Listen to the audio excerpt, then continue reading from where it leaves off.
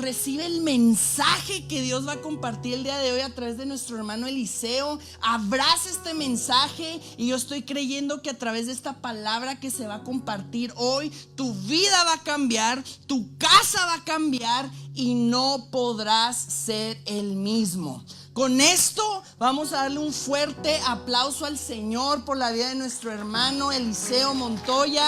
Eliseo, pásale, Dios te bendiga.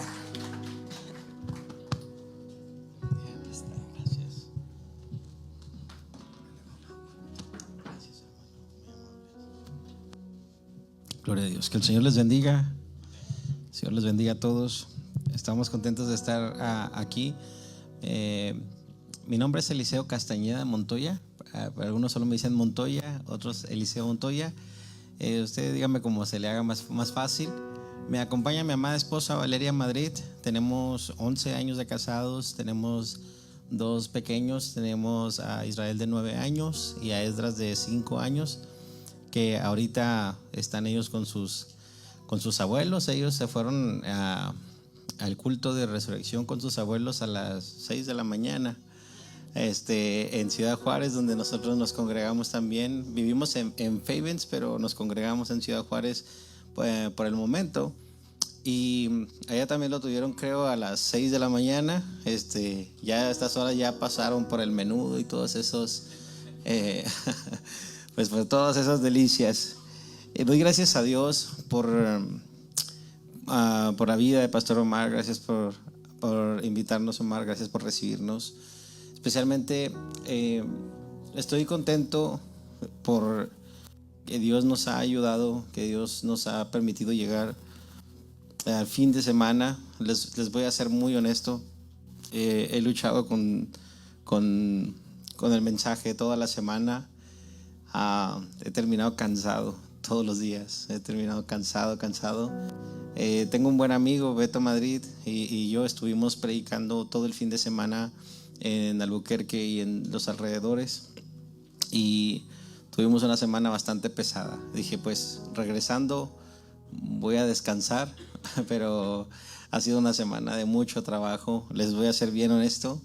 El mensaje no es un mensaje nuevo, obviamente, pero es un mensaje que a mí en lo personal me cuesta mucho entender. Hay muchos pormenores que no voy a entender, y he pensado en muchos de ustedes. Cada persona tiene sus preguntas acerca de Cristo, ¿sí? Algunas personas están asistiendo a lo mejor a high school y tienen algunas preguntas. Ya empiezan a encontrarse con amigos que cuestionan la existencia de Dios, la historicidad de Jesús.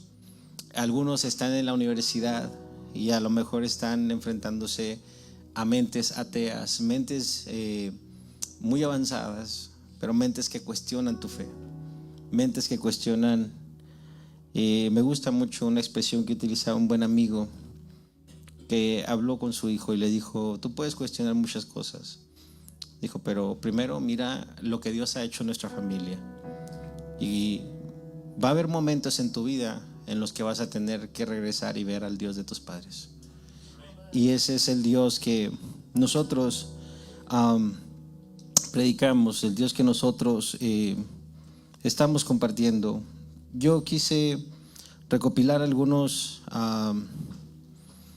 datos, solamente algunos datos acerca de algunas personas históricamente hablando. Me gustaría dar algunas bases extrabíblicas. Lo hago solamente por alguien que esté cuestionando acerca de la historicidad de Jesús, la historia de Jesús.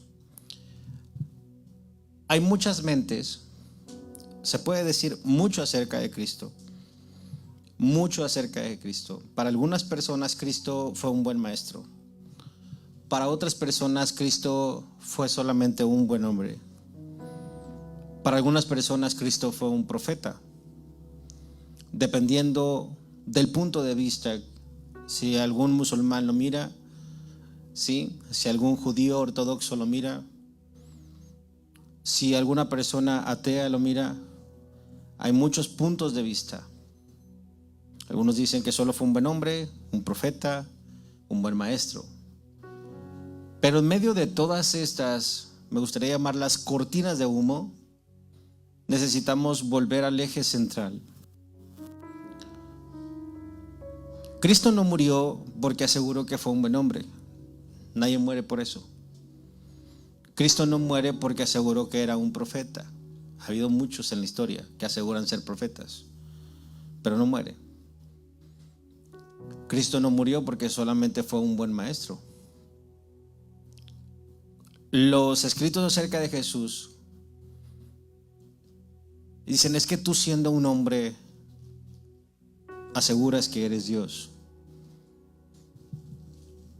Y solamente alguien que realmente fuera Dios tiene el poder para hacer lo que solamente un Dios pudiera hacer, un Dios verdadero. En la mitología griega había muchas creencias, ¿recuerdas? De ahí vienen muchísimas leyendas que incluso se hicieron películas. De ahí tenemos muchísimos personajes, para no mencionar tantos, pero toda esta idea acerca de Hércules, acerca de Poseidón, acerca de todos estos dioses y semidioses, tienen una idea de alguien que tiene poder. Pero el asunto con Jesús va más allá. El asunto con Jesús va tan lejos de estas mitologías, porque incluso si Jesús fuese llevado, o su historia fuese llevada a corte y pelearse de una manera legal para verificar su autenticidad, lo más seguro es que ganaría, porque hay demasiadas evidencias. No fue un hecho aislado. Hubo personajes como Flavio Josefo, vivió del 37 más o menos al 100 después de Cristo. Flavio Josefo fue un historiador judío. Hay que mencionar, no era cristiano. Su obra principal, Antigüedades Judías, él menciona a Jesús en 2 pasajes. Testimonium Flavium describe a Jesús como un sabio que fue crucificado por Poncio Pilato y cuya comunidad continuó viva después.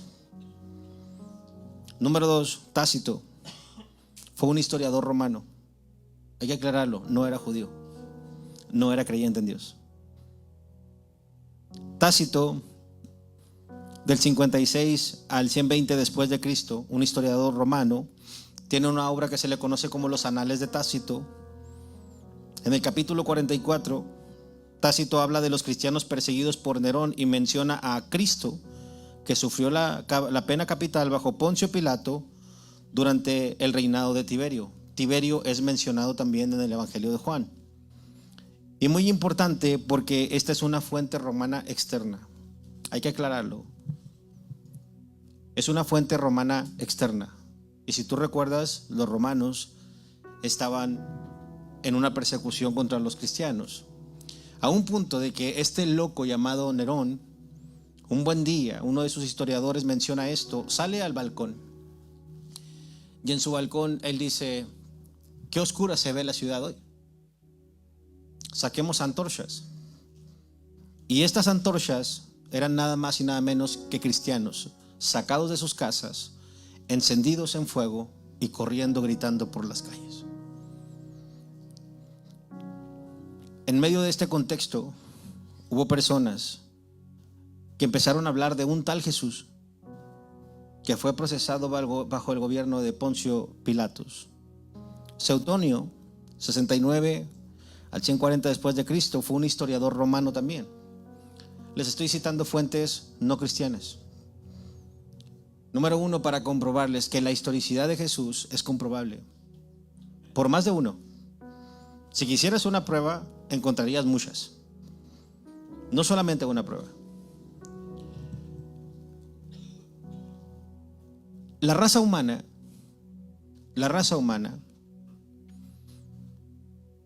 como decía Perman, la raza humana se puede olvidar de Dios solamente cuando ha perdido el rumbo o ha caído en la estupidez.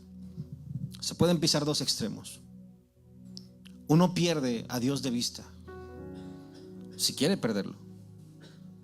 Pero si tú quisieras llevar a Dios y realmente tener esta prueba de que Él está vivo, pudiéramos hablar y apelar a historias terrenales. Y si quisieras no simplemente decir, ya no quiero esas historias, las entiendo. Incluso si las llevaras a juicio, las entiendo. Históricamente es imposible. Hay más evidencia de Jesús que de cualquier personaje que haya existido. Es muchísimo. La palabra dice que apareció en días posteriores a la resurrección. No fue algo solo rápido y desapareció. No, Él apareció durante 40 días. Dijo primero a estas mujeres, después a mí, y apareció a más de 500 hermanos a la vez. Hay demasiadas evidencias.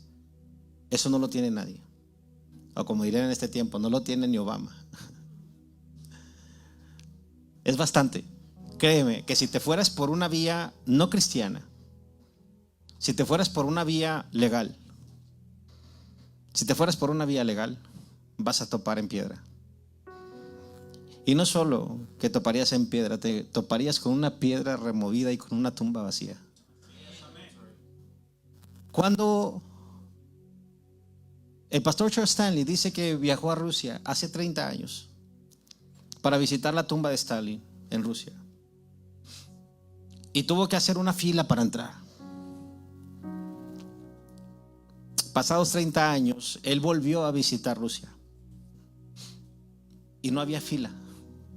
Simplemente entró a un edificio que decía guarde silencio, para ver una tumba donde había un cadáver de mucho tiempo. Stalin, que metió una mente comunista retorcida a Rusia y que todos sus seguidores terminaron sin esperanza. Y dice el pastor Charles Stanley, solamente entré a un lugar donde había una tumba, un cadáver y recuerdos. Y después mejor viajé a otro lugar, a una tumba que estaba vacía y que siempre tiene tanta gente que quiere entrar ahí. Es una tumba vacía. En la tumba de Confucio, en la tumba de Buda, en la tumba de Mahoma, vas a encontrar cuerpos muertos, putrefactos, descompuestos. En la tumba de Jesús no, porque Él ha resucitado, porque Él está vivo y sigue vivo, porque Él no es como cualquier personaje de la historia. Históricamente se puede comprobar su existencia, pero no es como cualquiera. Si a una persona, amada iglesia, le quiebran la espina dorsal, todo su cuerpo cae. C.S. Lewis decía que la espina dorsal, o que todo el cristianismo descansa, fíjate, sobre una sola pregunta. Todo el cristianismo, toda nuestra fe, toda la razón por la que nos congregamos varias veces a la semana, semana a semana, descansa sobre una sola pregunta: ¿hubo resurrección o no hubo resurrección? Pero estamos aquí porque afirmamos que hubo resurrección. Esta semana que pasó, estuve dando el viernes una conferencia para los varones y al siguiente día fue una conferencia para los jóvenes. Y normalmente en las conferencias le pido a la iglesia anfitriona que reparta papelitos a toda la iglesia. En este caso a todos los jóvenes, para que hagan preguntas y a todos los varones para que hagan preguntas. Me encontré una pregunta repetida un día antes y un día después en los jóvenes. Los hombres tenían la misma duda siendo adultos, los jóvenes tenían una duda también. Y entre una de las dudas que ellos tenían era esta: ¿cómo puedo comprobar que Jesús es real? ¿Cómo puedo comprobar que Jesús es real? Otra pregunta era muy similar, no la descarté porque dije viene de la mano. Otra pregunta fue direccional y decía: ¿puedes comprobarme que Jesús existe? Estamos hablando de jóvenes dentro de nuestras iglesias que tienen dudas. Se vale. Pero yo pido también a los jóvenes, y en este caso, ya que se quedaron ahora, no salieron a clase, yo les pido que también usen la razón y den crédito a estas cosas. Alguien que no es real, alguien que es un invento de la mente humana, no es capaz de hacer absolutamente nada en nadie. No puede cambiar a nadie.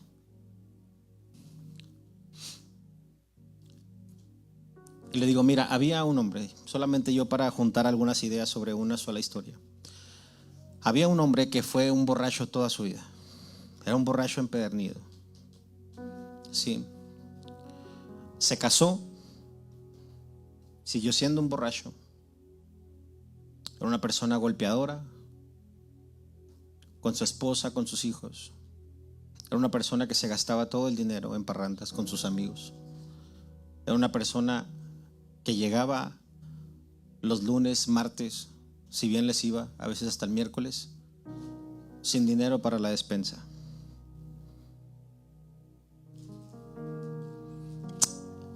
Y él trabajaba en un taller mecánico y tenía a sus amigos borrachotes. Entonces sus amigos le dicen: vamos a hacer una broma a porque está empezando a ir a la iglesia. Pasa el tiempo, ¿verdad? Y este hombre borracho se convierte, cuando él comienza a ir a la iglesia, nuevo, sin mucho conocimiento, tenía muchas preguntas, pero algo estaba empezando a cambiar. Entonces sus amigos tenían la intención de que este hombre llegara y decirle que si él creía que Jesús convirtió el agua en vino. Ya sabes por dónde iba la broma. Ellos tenían ahí, querían que volteara hacia la llave. Y decían: mira, vamos a decirle si cree que Jesús convirtió el agua en vino. Y después le decimos que convierta la de la llave para ponernos la borrachera de nuestra vida. Ya estaba planeada la broma. Y entonces, cuando llega, le dice: oye, ven para acá. Antes de empezar a trabajar, te queremos hacer una pregunta a todos. La pregunta es esta: ¿tú crees que Jesús convirtió el agua en vino? Aquel hombre tenía muchas preguntas. Había cosas que obviamente no entendía, ni de la historia ni nada. Él no sabía qué pasaba, pero algo estaba pasando. Y entonces le dicen: respóndenos, queremos saber si tú crees que Jesús convirtió el agua en vino. Y este hombre, con una fe nueva, con una fe todavía que apenas empezaba, les dice: mira, sé más o menos por dónde quieren ir, ¿sí? Pero déjame decirte la verdad, yo no sé si Jesús convirtió el agua en vino en Palestina. Lo que sí sé es que en mi casa convirtió el vino en ropa para mis hijos y para mi esposa, en pagos puntuales de todos mis deberes, en comida para mis hijos. Cuando tú ves una vida cambiada, recuerda esto: alguien que no es real no es capaz de hacer absolutamente nada. Pero cuando mires que alguien tiene cambios y los empiezas a ver, tienes que ser honrado, tienes que ser honesto y reconocer que algo está pasando en esa vida. Un poder está obrando en esa vida, que el Cristo resucitado está obrando en esa vida. que ese Cristo es poderoso para cambiar la vida de alguien. ¿Por qué venimos con gratitud? ¿Por qué venimos con gozo a la casa del Señor?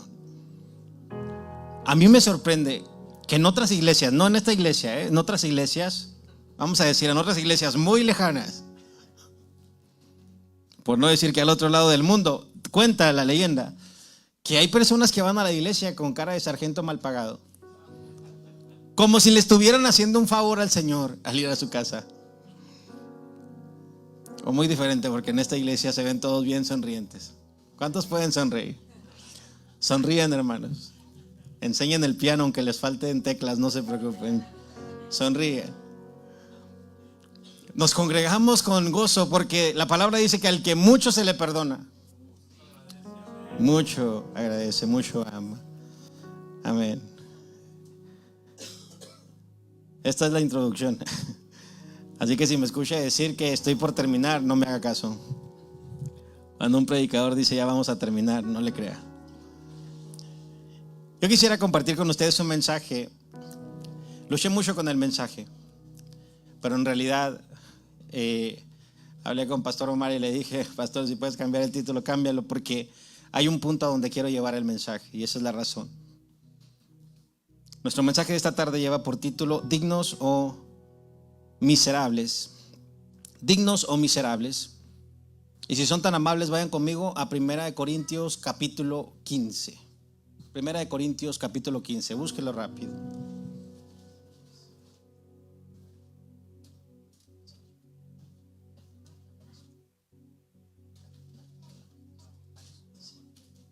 Gracias. Gloria a Dios. ¿Estamos ahí, amada iglesia? Hay una razón. Pablo dice: o los muertos resucitan o no resucitan. ¿Sí? Primero habla acerca de los muertos y nos dice, si estamos ahí, síganme con su vista, porque si los muertos no resucitan, tampoco Cristo resucitó. Y si Cristo no resucitó, escucha dónde está apuntando el problema. Y si Cristo no resucitó, vuestra fe es vana. Es decir, su fe no sirve. Aún estáis en vuestros pecados. Entonces también los que durmieron, para decir todos los que murieron en Cristo, perecieron. Si en esta vida simplemente o solamente esperamos en Cristo, si esa es toda la esperanza que tenemos, somos los más dignos de conmiseración de todos los hombres. Padre, agradezco tu bondad por permitirme compartir tu palabra. Señor, es algo pesado, es algo bastante complicado, Señor, que hombres mortales queramos hablar de alguien inmortal como tú, de alguien tan grande como tú. Es una tarea, Señor, bastante difícil, algo que definitivamente no podemos hacer a menos que tú estés con nosotros, a menos que tú nos ayudes. Por esta razón, Señor, yo ruego tu misericordia, ruego tu gracia, Señor, sobre mi vida, sobre esta iglesia. Es decir, Señor, pido misericordia del que predica y de los que escuchan, para que todo lo que hagamos esta tarde traiga gloria a tu precioso nombre, y no a nosotros, Señor, sino a tu nombre da gloria, por tu misericordia y por tu verdad. Oramos en el poderoso y dulce nombre de Jesús. Amén. Amén. Aunque no es nuestra base, no sé cuántos de ustedes recuerdan la historia de Sansón. ¿Alguien recuerda la historia de Sansón por acá? Levanten su mano si recuerdan la historia de Sansón. Cuando hablamos de Sansón, si ustedes recuerdan, malgastó su tiempo en bromas, fue una persona que malgastó su vida en placeres, etc. Pero hay algo interesante que sucede al final de la vida de Sansón. Y la palabra dice en Jueces, en el capítulo 16, entonces se inclinó Sansón, escucha esto, con toda su fuerza, y dijo: muera yo con los filisteos.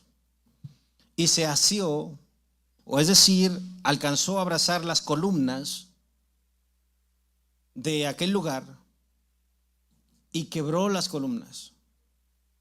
Y la palabra dice que estaban ahí reunidos los principales, todos aquellos que se habían congregado para burlarse de Sansón. Y la palabra dice, y los que mató al morir fueron muchos más que los que había matado durante su vida. Es decir, era un lugar grandísimo. Pero era un lugar tan grande que se sostenía por columnas principales. El cristianismo es algo muy grande. Algo muy grande. Que solamente está sostenido por una sola columna. Y la columna sobre la que se sostiene es esta. ¿Hubo resurrección o no hubo resurrección? Lo que Pablo está diciendo aquí a los corintios es que dicen, miren, si los muertos no resucitan, nada tiene sentido. ¿Qué importa? ¿Qué importa? Si Cristo no resucitó, entonces ya no importa si hubo un arca de Noé. Entonces quizá no ocurrió un diluvio. Si Cristo no resucita, no hubo un pueblo cautivo en Israel. Si Cristo no resucita, entonces no hay vida después de la muerte. Si Cristo no resucita, somos los más miserables sobre esta tierra. En la agricultura se conocía en aquel entonces algo que le llamaban las primicias. Es decir, cuando venían los primeros frutos en una cosecha, la gente normalmente agarraba las primicias y traía a Jesús lo mejor. En tiempos obviamente antiguos, la gente que vivía de la agricultura presentaban a Jehová los primeros frutos. Si los primeros frutos eran buenos, era una buena señal. Era como decir, todo lo que viene después de esto también va a ser bueno. La primicia hablaba de todo lo que iba a suceder con el resto de la cosecha. Síganme con atención en esa parte. Esto era una cuestión de agricultura que los agricultores entendían bien. Si los primeros frutos eran malos, los siguientes iban a ser malos. Si los primeros frutos eran buenos, la primicia era buena, todo el resto iba a ser como la primicia. Pero lo que también Pablo está diciendo aquí es que Cristo era la primicia de la resurrección. Lo que está diciendo es que de la misma manera que le sucedió a él, nos va a suceder a cualquiera de nosotros. Es que el poder que resucitó a Cristo es el mismo que nos va a resucitar a nosotros. Pero no solamente está hablando de un tiempo futuro. Está diciendo, si Cristo no resucitó, aún estáis en vuestros pecados, aún están ustedes en sus pecados. Pero cambia todo, cambia absolutamente todo para aquellos que han recibido a Cristo.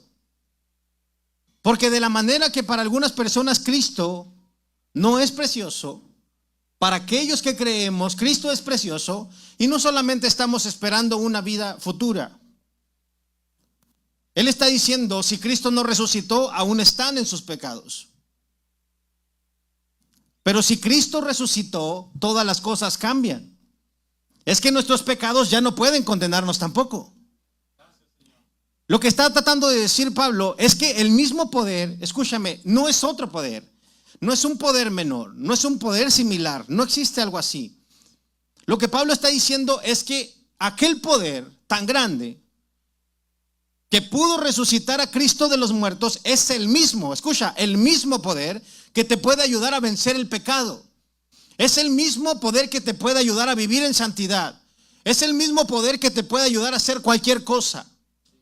Cuando en el libro de los Hechos se utiliza la palabra poder, ¿verdad? Dice, pero recibiréis, ¿qué cosa? Poder. Pero recibiréis poder. ¿Cuándo? Cuando haya venido sobre vosotros el Espíritu Santo. La palabra que se utiliza en el libro de los Hechos para poder es la palabra dunamis. Dunamis es la palabra que se traduce como dinamita. Y la dinamita, donde explota, hace algo grande. Lo que la palabra está diciendo es que cuando el Espíritu Santo viene sobre ti, ese poder El enemigo lo sabe. Eres un peligro. Una persona que tiene el poder de Dios sobre su vida es un peligro para el reino de las tinieblas. Porque donde quiera que se plante, va a ser un desastre. ¿Me siguen hasta ahí? Donde quiera que se plante, algo va a pasar. Déjame hacer una pequeña pausa, un pequeño paréntesis para hablarles. En diferentes áreas. Hay personas que tienen un potencial muy grande para servir al Señor. De entrada, déjame decirte, Dios no hace nada sin propósito. Dios no se dedica a perder el tiempo. Y cuando tú viniste a esta tierra, fuiste una noticia para tus padres. Fuiste una noticia para los que conocían a tus padres. No fuiste una noticia para Dios. Porque el texto sagrado dice, no fue encubierto de ti mi cuerpo, bien que en lo oculto, refiriéndose al vientre, fui formado. Tú me viste desde que yo era un embrión. De manera que cuando Dios decide crear a alguien, ese alguien tiene un propósito definido en la vida. Dios no hace accidentes. Dios no se equivoca. No es como si un buen día, ¿verdad?, alguien salió embarazada. Fue una noticia. A lo mejor alguien no lo esperaba, ¿verdad? Pero no es como si el Señor hubiera dicho, híjole, se me fue este. Y híjole, ya quedó embarazada Panchita de fulanito. Y aquí se nos fue. Bueno, pues ¿qué hacemos? No, pues a ver qué hacemos con él. Híjole, ya se me fue otro por acá. Ya mandaron otro a la tierra. No. En el libro del Señor está escrito. Fíjate lo que dice, y en tu libro estaban escritas todas aquellas cosas que fueron luego formadas, sin faltar ninguna de ellas.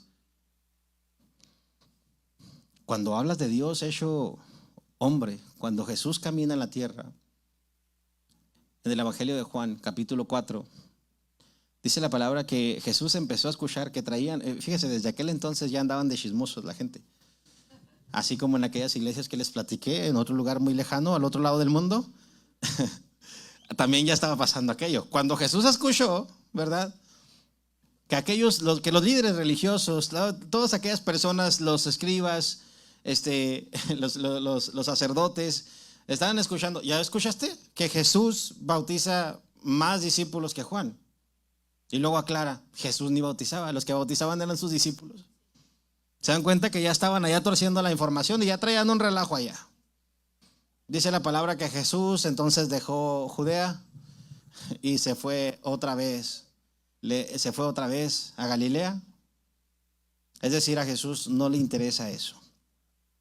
Cuando alguien se sienta en su mesa y empieza, oye, ¿ya escuchaste? ¿Quién? ¿La hermana, la que se lleva los tacones esos de víbora de cascabel? Sí. Fíjate lo que... No, cierre sus oídos. Piensa en esto, si a Jesús no le importa, a usted tampoco le importa.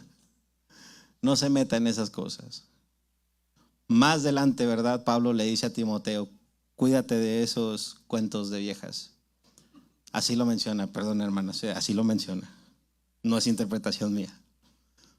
Lo que estaba diciendo es que había personas que ya estaban retiradas, que no tenían otra cosa que hacer más que por ahí andar. Eran como primas hermanas de Pati Chapoy y pues estaban por allá difundiendo la noticia. El asunto es que a Jesús no le interesaba eso.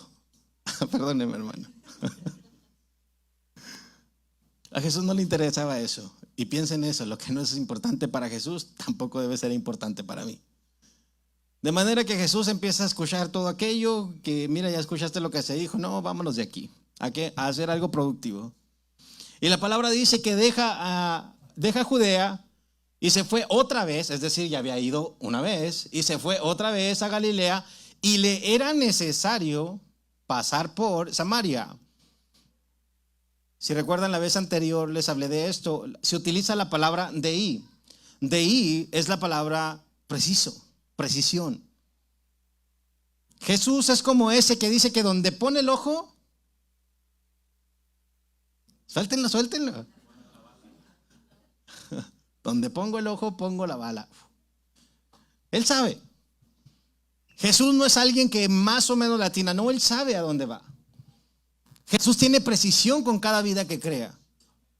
Y Jesús no solamente crea una vida, amada iglesia, Jesús no solamente te crea, no solamente Él te forma en el vientre, sino que te da un propósito.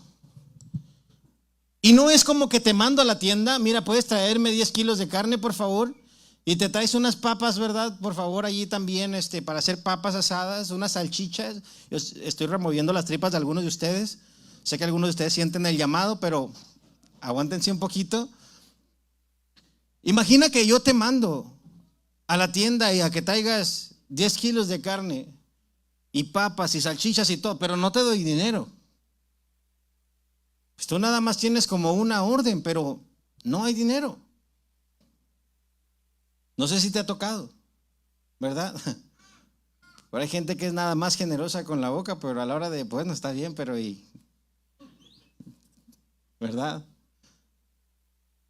Pues no que ibas a pichar, ¿verdad? El asunto es que Dios no solamente te envía, Él no solamente tiene un propósito, Él dice, y también les voy a dar poder. Les voy a dar el poder. ¿Y cuál poder? ¿De qué poder estás hablando? El mismo poder que levantó a mi hijo de los muertos, ese poder te voy a dar para que vayas y cumplas con lo que te estoy mandando a hacer. ¿Me siguen, amada iglesia? El punto es que el poder de Dios, amados, es grande. El poder de Dios no puede ser medido. La palabra dice porque Él dijo y existió, Él mandó y fue hecho por la palabra de Dios. En el principio creó Dios los cielos y la tierra. La tierra estaba ¿cómo? Desordenada. ¿Qué más? Vacía. Número 3, las tinieblas cubrían la superficie. Y el Espíritu de Dios se movía sobre la faz. Es decir, se movía solamente superficial. Eso sucede en una vida cuando el Espíritu de Dios se mueve solo superficialmente. Está desordenado, están vacíos y las tinieblas prevalecen en una vida. Hasta que alguien toma partido por escuchar la palabra de Dios realmente. Hasta que alguien se compromete a estudiar la palabra de Dios realmente. Empieza a escuchar, empieza a entender cosas que nunca había escuchado, que nunca había entendido. Estamos hablando del primer capítulo de la palabra. El primer capítulo de la palabra. ¿Y sabes qué se utiliza? Dijo Dios. Sea la luz, y fue la luz. Dijo Dios, hay lumbreras en los cielos, hay expansión, hubo expansión. Hay lumbreras, hubo lumbreras. Sepárese lo seco de lo mojado, se separó lo seco de lo mojado. Por la palabra de Dios, todas las cosas comienzan a tomar orden. La palabra de Dios, amados hermanos, la palabra de Dios no es solamente algo. Juan dice, en el principio era el verbo. Y la palabra que se utiliza ahí para verbo es la misma que aparece en el hebreo para hablar, o lo que se conoce para los hebreos como el Bereshit. Bereshit bara. En el principio, ¿verdad? Dijo Dios. Lo mismo sucede acá. En el principio era el verbo. ¿Qué es el verbo? La palabra. Se emplea la palabra logos, la palabra. En el principio era el verbo. La palabra. ¿Y qué pasaba con la palabra? La palabra estaba con Dios.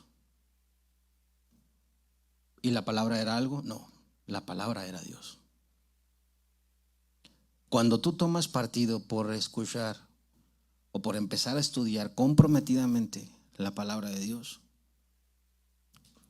no puedes permanecer en la inercia. Algo va a empezar a pasar. El majadero deja de ser majadero. El que no sentía nada empieza a sentir algo. El borracho deja de ser borracho. Algo empieza a pasar cuando alguien está estudiando. Porque como alguien dijo, si al leer la Biblia no has sido sacudido, no la estás leyendo. Cuando nosotros, amados hermanos, empezamos a estudiar la palabra de Dios, empezamos a entender cosas que, te digo, no son los escritos de Confucio, no son los escritos de Gautama Buda, no es la filosofía de Mahatma Gandhi, no es nada parecido.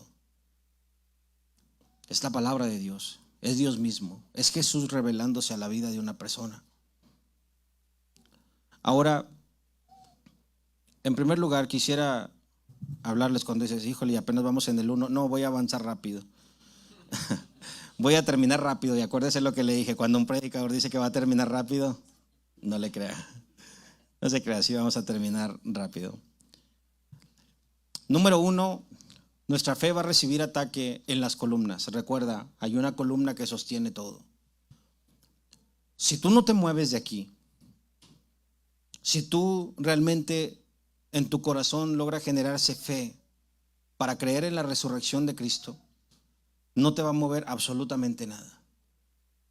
No solamente una persona, una iglesia que descansa su creencia sobre la resurrección de Cristo, nunca puede ser conmovida.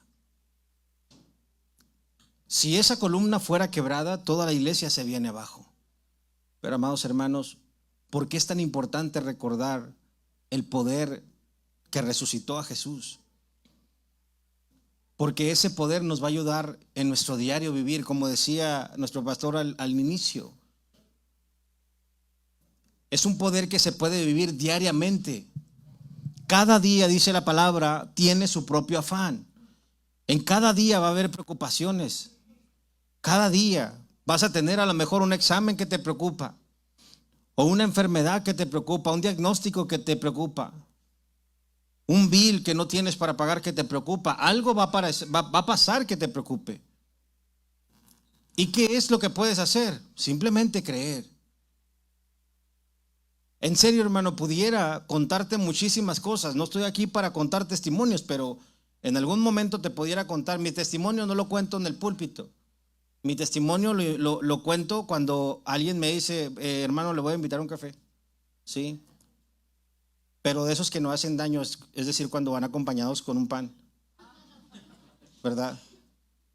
Ya que si quiere, de los que menos hacen daño, es de esos que se sirven después de la comida del Grill American, ¿verdad? Perdón, hermano, me desvié poquito, pero por si un día quiere escuchar un testimonio, pues ya sabe dónde sale donde uno se motiva. Pero pudiera contarle tantas cosas que el Señor ha hecho en nuestras vidas. Tantas cosas.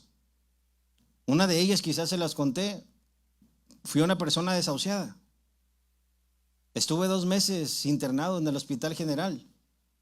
Si alguien trabaja o tiene conocidos en el Hospital General, pues no les digan esto, pero la verdad es que ahí en el Hospital General me aventaron al cuarto de mantenimiento donde están los trapeadores y las escobas, con todo el estómago destrozado, los dientes quebrados y esperando solamente a que me muriera para decirle a mi familia que no sobreviví. Pero me suministraron por 1 semana medicamento para adulto. Estuvieron destruyéndome todo por dentro, quebrando mis dientes, y cuando vieron lo que habían hecho, me taparon con una sábana de pies a cabeza y me aventaron al cuarto de mantenimiento. Hermanos, yo en serio, les soy sincero, Dios sabe, hermanos, lo que les estoy diciendo. Yo tengo tantas cosas a las que yo no puedo atribuirle a nadie más. Yo no puedo volver atrás. No hay forma que vuelva atrás. Es decir, le repito, perdóneme por la expresión, pero en verdad tendría que caer en la idiotez para olvidarme de estas cosas. Pero me aventaron a ese cuarto de mantenimiento, pero había un detalle. Mi madre era cristiana. Y mi madre empezó a elevar oraciones humildes, sencillas a Dios, diciendo: ten misericordia de mi hijo. Señor, si lo sanas, siempre le voy a hablar de ti para que un día te sirva.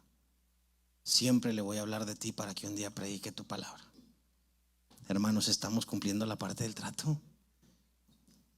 El poder que resucitó a Cristo, yo no puedo decir a nadie más, mire, se hizo un desastre para sacarme del hospital. No me querían dejar salir porque sabían que venía una demanda. Hicieron firmar a mis padres que no iba a haber demandas. Me sacaron de ahí. Estaba en 3er grado de desnutrición. Y a las 3 de la mañana fueron a tocar la puerta. Por el Hotel San Antonio, ¿se ubica donde está el Hotel San Antonio? En contraesquina estaba una librería cristiana. Bueno, en la otra esquina hay un edificio todavía. Hace unos días pasamos por ahí y les platiqué a mis hijos esto. En ese edificio era una clínica y en ese edificio había un doctor ancianito cristiano. Fue el único lugar a donde mis padres pudieron llegar. Y cuando mi madre llega conmigo en brazos, ¿verdad? Llega mi padre me tenía cargado en brazos y llega mi madre y le dice, doctor, ¿lo puede revisar? Cuando el doctor me mira, pues les dice, pásenle. Después de revisarme, dice, no se puede hacer nada. Dijo, o sea, está todo destruido por dentro. Como está de débil no va a aguantar ni la anestesia. Si yo abro ahí, no sé qué me voy a encontrar. El doctor fue honesto y dijo, la verdad, dijo, yo no puedo hacer nada. Pero dijo algo interesante. Y le dijo a mi madre, le dijo, ¿usted cree en Dios? Y dijo mi mamá, sí. Dijo, Él nos puede ayudar. ¿Se da cuenta con qué seguridad? Él nos puede ayudar. Y recuerdo que solamente un hermano de la iglesia nos visitó. Solo un hermano. Y cuando él ya era anciano me tocó orar por él. Él siempre me recordaba con cariño porque recordaba a ese niño. Y este hermano venía y oraba. Y lo único que oraban eran cosas que no se entendían en ese entonces. Señor, sánalo para tu gloria. Señor, sánalo. Ten misericordia de él. Ten misericordia. Amados hermanos, esto es verdad. Nadie abrió mi estómago. Nadie. Nadie arregló todo ese desastre humanamente hablando.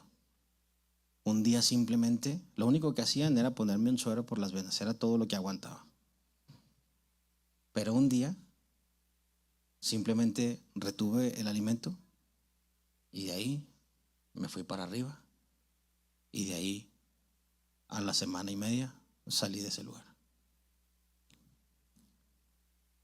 Yo te puedo contar mi experiencia, pero la pregunta, ¿cómo está obrando el poder de Dios en tu vida? ¿Te vas a quedar solamente con los testimonios de alguien más? ¿O te vas a comprometer y te vas a exponer delante de Dios y le vas a decir, Señor, yo también te necesito? Señor, qué bueno cómo usaste al hermano, cómo obraste en la vida de fulano, Señor, pero yo te necesito en mi vida. Amado hermano, yo no sé por qué estés pasando tú. Yo no sé con qué luchas. Alguien puede estar luchando con la lujuria, alguien con la pornografía, alguien con pensamientos inadecuados, alguien puede estar teniendo simplemente luchas en su fe. Alguien puede estar tambaleando su fe a punto de retirarse mejor. Lo que te puedo decir es que absolutamente nadie, no importa de qué tamaño sea tu lucha, absolutamente nadie está fuera del alcance de Dios. Y no hay nadie que el poder de Dios no pueda levantar. Absolutamente nadie. Nadie se ha caído tan bajo de donde Dios no lo pueda levantar. Nadie.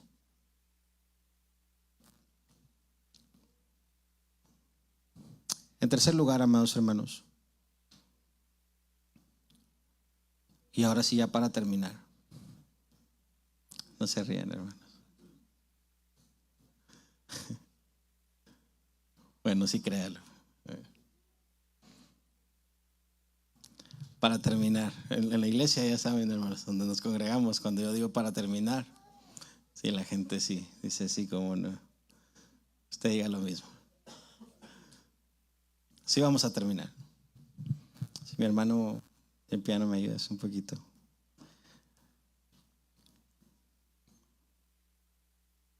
¿Alguien está contento esta tarde? Sí. Yo estoy muy contento. Y fíjese que es raro, no venía tan contento, con una preocupación. Y gracias a Dios. Yo predico, hermanos, si yo predico un domingo, si predico 2 veces, ya es bastante. Si predico 3 veces, para la noche siento que me va a dar un derrame. No tengo tanto aguante. Y en serio siento como que voy de bajada. Es algo, se tiene que hablar con palabras que podamos entender. Pero amados hermanos, en realidad Dios nos va a sorprender. Job decía, yo ciertamente hablaba de cosas que no entendía. En algún punto Dios le mostró a Job el poder. Y eso solamente destellos de poder, amados hermanos. Si hablamos de resurrección, es importante hablar. Hay una razón por la cual tuvo que ocurrir esa resurrección. Déjame mencionártela rápidamente. Algunos han escuchado acerca del primer Adán. ¿Quién es el primer Adán? El Adán que aparece en Génesis. El Adán hombre. La palabra dice que por un hombre entró el pecado. Por un hombre entró el pecado. Y esa naturaleza pecaminosa, amados hermanos, es con la que luchamos todos nosotros. La evidencia, usted no necesita evidencias arqueológicas, históricas de que Adán existe. Piense en la tendencia de pecar de Adán y piense en la suya. Conéctelo. No necesita mucha evidencia. Usted piense en Eva, piense en esa naturaleza. La palabra dice que el fruto era agradable. Usted también lucha con lo que es agradable a sus ojos. Obviamente, no tenemos un enemigo tonto. Grave esas características. Siempre le va a llamar la atención con algo que es agradable para usted. Hay gente que una cara bonita les puede tambalear. Y usted puede pensar, sí, los hombres pecadores. No, también las mujeres pecadoras. Hay personas que no precisamente no luchan con caras bonitas, luchan con el ego. Luchan con la idea de si tan solo yo pudiera llegar ahí. Algunas personas luchan con cuando yo tenga tal o cual cosa, me voy a sentir bien, solo para llegar y conquistarlo y darse cuenta que no sirvió de nada. Hay personas que luchan, recuerdan a Naamán. Naamán no luchaba con eso, Naamán tenía un problema. Su lepra era física, pero él tenía una lepra más horrible. Él pensaba que todos debían tratarlo con mucho respeto. Él tenía otra lucha. De manera que el Señor sabe cómo desinflar al que se esponja como pavo. Dios sabe cómo desinflarlo. Cada quien tiene una lucha. Y se lo repito, usted puede ahondar y decir, no, yo quiero una evidencia histórica, arqueológica, si es posible, de que Adán existió. No se vaya tan lejos, mírese al espejo. El fruto era bueno para comer. Aquellos escucharon lo que no debían. A veces usted también. Vieron lo que no debían, escucharon lo que no debían, platicaron con el que no debían, tocaron lo que no debían, comieron lo que no debían. ¿Cuántas más evidencias quiere? El primer Adán nos comprueba, amados hermanos, que estamos arruinados. Algo se echó a perder. Y la palabra dice que por un hombre entró el pecado. Heredamos eso. Usted lo sabe. Si somos honrados, si somos honestos, diremos, yo también batallo con eso. Y alguien que dice yo no lucho con nada, tiene otro problema. Pero tiene un problema. El primer Adán nos comprueba de que estamos hechos todos nosotros. El primer Adán nos comprueba todo lo que merecemos, lo que usted y yo merecemos. Una persona decía en un debate, ¿verdad?, contra un ateo, él decía, yo no puedo entender eso. ¿Por qué yo tengo que heredar una culpa? Yo no estuve ahí en el Edén. Si yo no me comí eso, si yo no miré eso, si yo no escuché eso. Y Billy Graham le dice, tú tampoco estuviste en la cruz. Tú tampoco estuviste ahí. Tú dices, te quejas de que heredaste toda aquella maldición, pero tampoco estuviste en Cristo, y si te rindes a Cristo vas a heredar también lo que no te mereces. De manera que como por un hombre, dice la palabra, entró el pecado, por un hombre tenía que ser vencido el pecado. Y Cristo vino y vivió la vida que tú y yo, escúchalo, que tú y yo no somos capaces de vivir. Piensa en la cruz. La cruz simplemente, algunas personas lo pegan en un sticker en el carro, fácil. La cruz algunos la cargan. No está mal, no estoy diciendo que es pecado. Uno simplemente la carga. Pero lo que realmente ocurrió en la cruz, amados hermanos, fue una cosa horrible. Dice Levítico 21, si alguno tuviere hijo contumaz. ¿Qué es contumaz? Piensa en la palabra contumor. ¿Qué es un tumor? Algo hinchado. ¿Qué está diciendo? Si alguno tuviera un hijo hinchado de orgullo, eso se refiere. Si alguno tuviera un hijo orgulloso, rebelde, lo va a sacar a los ancianos de la congregación y le va a decir, mi hijo es contumaz y rebelde. ¿Y sabe qué le iba a pasar? Y entonces todos los ancianos lo apedrearán hasta que muera. Y si ese hijo fuere malvado, fuere perverso, ¿sabe qué iba a pasar? Ahí se describe. Alzarás un madero y va a ser colgado en él. ¿Y sabe una cosa? Hubo un intercambio. Cristo mira tu rebeldía. Cristo te mira a ti. Y cuando mira la vida que tú llevas y mira lo que mereces, ¿sabes qué hace? Se intercambia. En la cruz Dios trató a su Hijo como debió tratarnos a nosotros.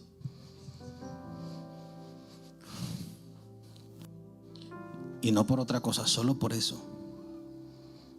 Ahora Él nos trata como debió haber tratado a Jesús. Hubo un intercambio.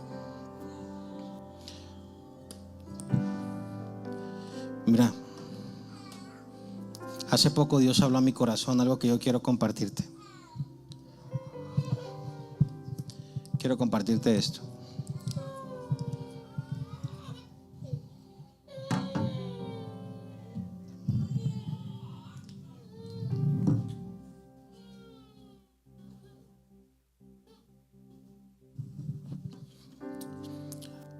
Muchos recuerdan la historia del hijo pródigo, ¿verdad? ¿Alguien la recuerda?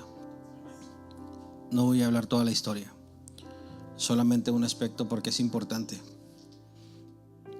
La resurrección de Cristo, para que alguien resucite, obviamente tuvo que haber una muerte. La muerte tuvo una causa. Déjame hablarte de la causa para poder entender la resurrección. Hubo una causa.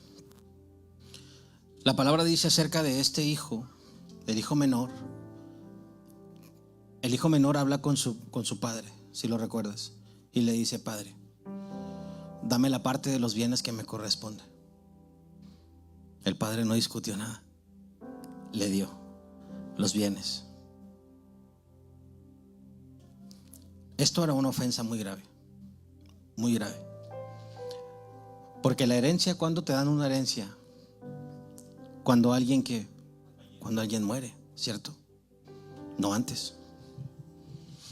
lo que este hijo menor le estaba diciendo a su padre: Padre, me interesan más los bienes que tu vida. Si mi herencia va a ser hasta que tú te mueras, ¿cómo ves si hacemos como que te mueres más rápido?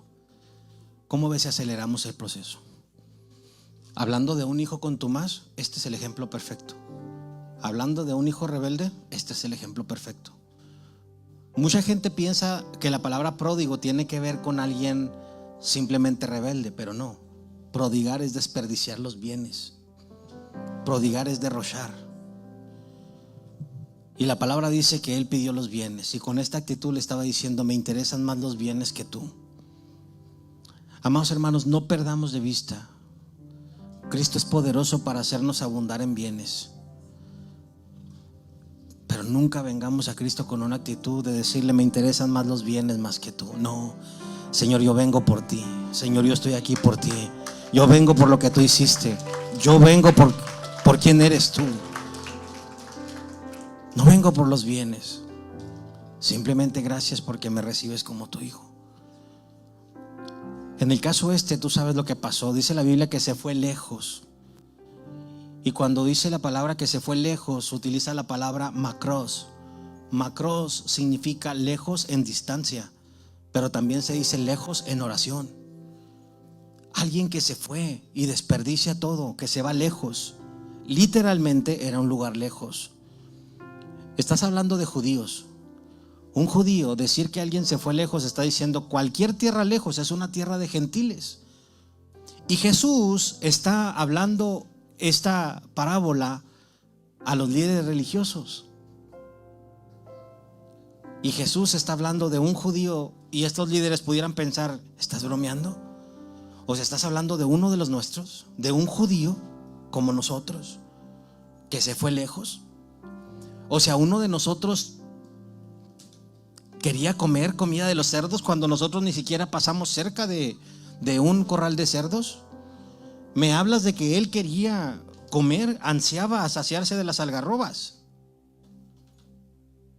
Y cuando todo lo hubo malgastado, dice la palabra, se fue a una persona que tenía una hacienda, y este hombre lo envió, un gentil. Imagínese la ofensa, un gentil enviando a un judío para que cuide cerdos.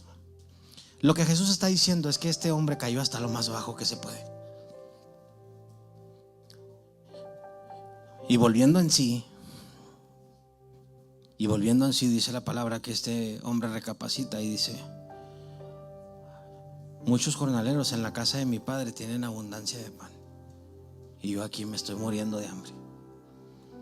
Entonces él dice: me voy a levantar. Y él prepara su discurso: me levantaré, iré a donde mi padre y le diré: Padre, he pecado contra el cielo. Esa palabra se traduce contra el cielo, pero originalmente lo que quiere decir: he pecado en el cielo.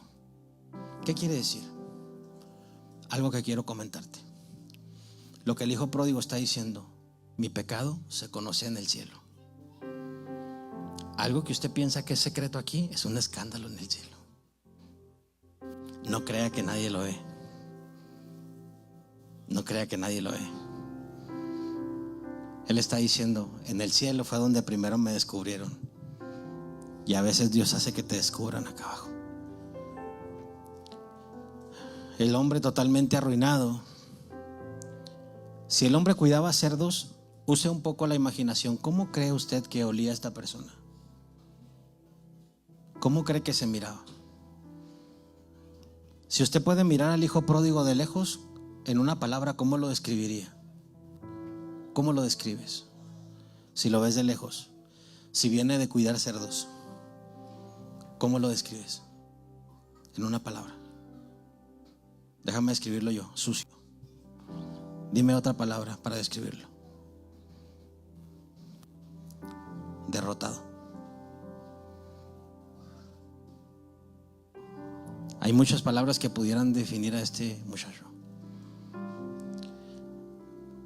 Pero te soy sincero, a mí me cuesta mucho hablar de esto, porque le platicaba a mi esposa que cuando estaba estudiando el texto, yo dije: esto yo lo había leído muchas veces, pero no lo estaba entendiendo. Cuando empecé a entenderlo, pareciera que me estaban apretando por dentro el pecho. Y obviamente cuando haces una aplicación, te empieza a hablar a tu corazón lo que yo quiero hablarte a ti. Dice la palabra que cuando el padre mira a su hijo de lejos, estás hablando de un anciano porque tenía un hijo menor y un hijo mayor, era un anciano. Cuando el padre dice que vio a su hijo de lejos, y ahí se utiliza la palabra macrán. Recuerdo, al primero era macros, lejos, en una distancia muy grande. Macrán tiene que ver con una distancia lejos, pero donde alcanzas a ver a alguien. Estando aún lejos, sucede algo que no era usual. En los usos y costumbres de estas personas no estaba esto. Un anciano, número uno, un anciano era alguien muy honorable. Era una persona de mucho respeto. Número dos, como eran personas honorables, los ancianos no corrían. Era deshonroso para un anciano correr. Y la palabra dice que cuando este padre mira a su hijo sucio, miserable, derrotado, la palabra dice que el padre sale corriendo. ¿Qué significa esto?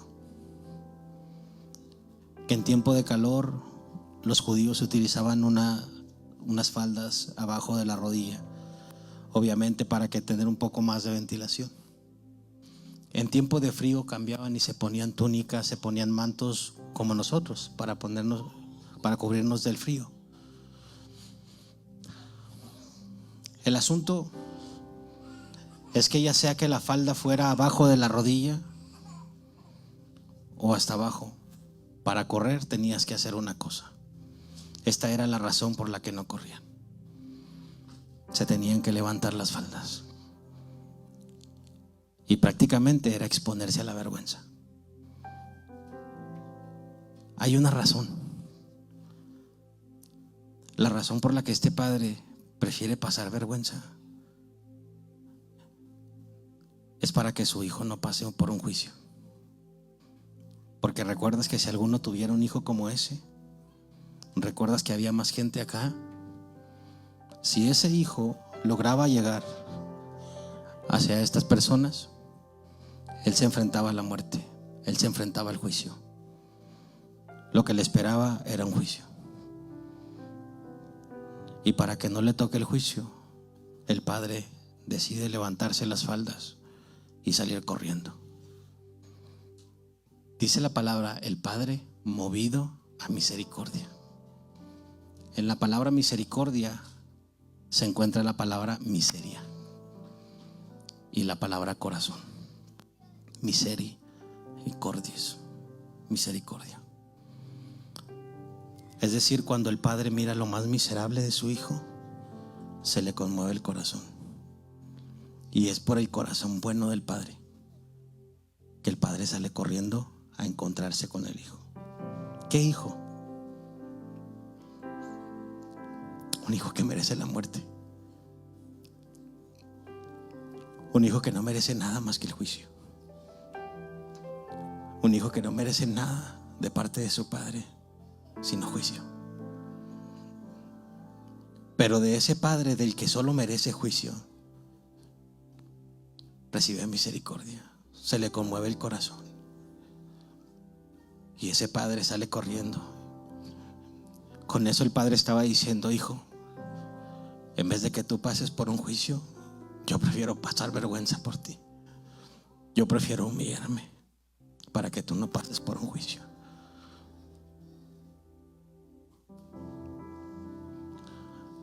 En tiempos después, en tiempos posteriores, se empleó una tradición que se conocía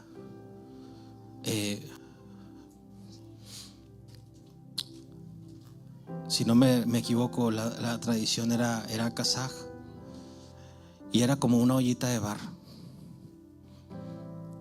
Y era con esa ollita de barro, cuando un hijo se rebelaba y le pedía la herencia a su padre y se iba, lo que hizo este hijo en tiempos posteriores a Jesús toda la aldea que conocía a su padre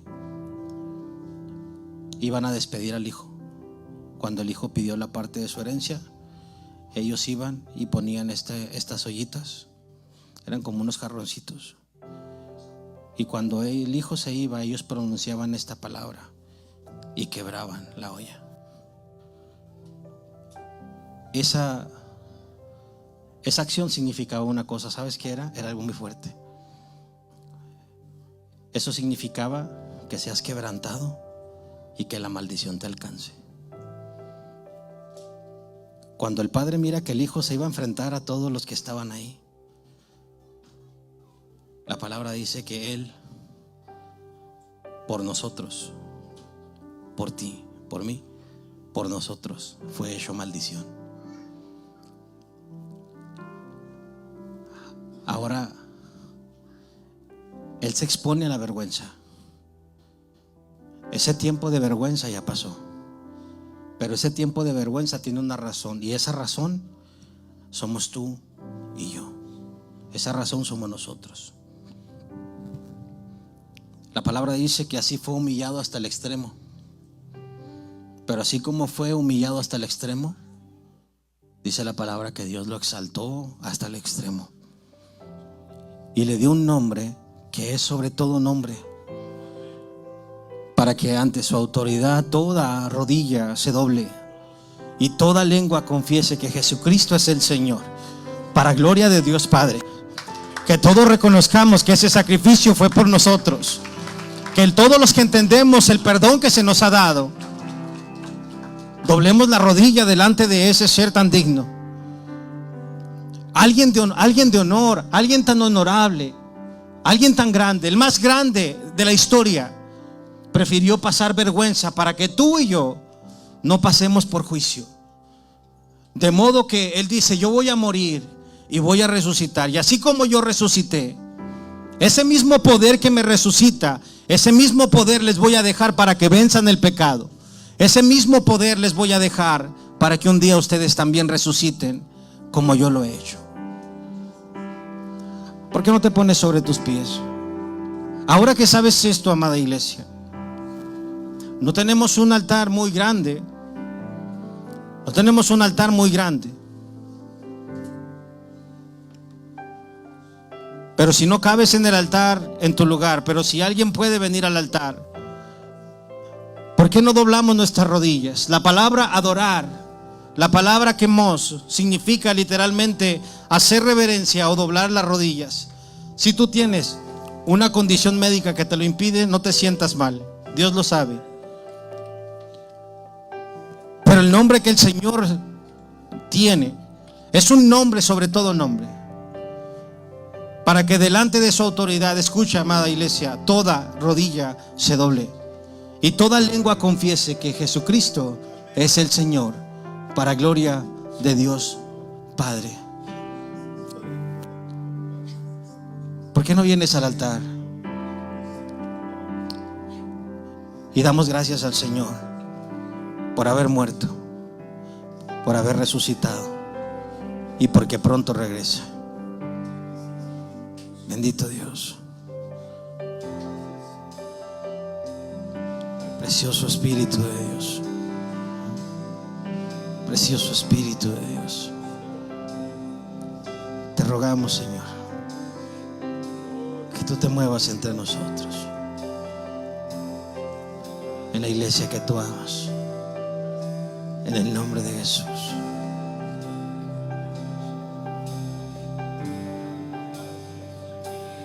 Yo he visto tu fidelidad